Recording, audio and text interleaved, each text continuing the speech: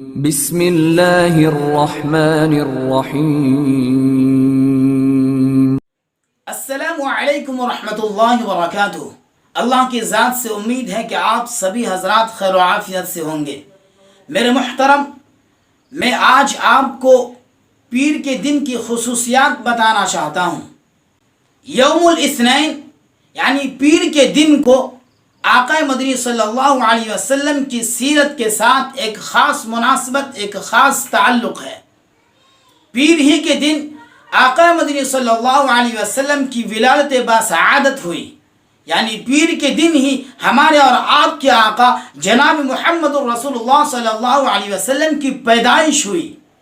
پیر کے دن ہی آپ علیہ السلام کو نبوت سے سرفرازا گیا۔ پیر کے دن ہی حجر اسود کو اپنی جگہ رکھا گیا، وہ حجر اسود جسے حجاج کرام حج کے موسم میں، حج کے مہینے میں بوسہ لیا کرتے ہیں۔ پیر کے دن ہی آقا مدنی صلی اللہ علیہ وسلم مکہ المکرمہ سے مدینہ المنورہ کی طرف ہجرت کرنے کے لیے غار ثور سے سفر کی ابتدا فرمائی۔ پیر ہی کے دن آپ علیہ السلام مدینہ المنورہ پہنچے۔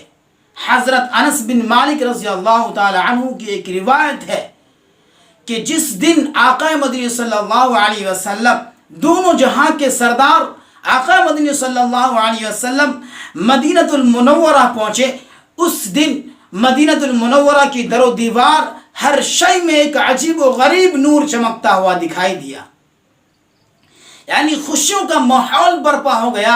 جب آقا مدنی صلی اللہ علیہ وسلم مدینہ المنورہ پہنچے، ساری چیزوں میں ایک عجیب سی رونق پیدا ہو گئی۔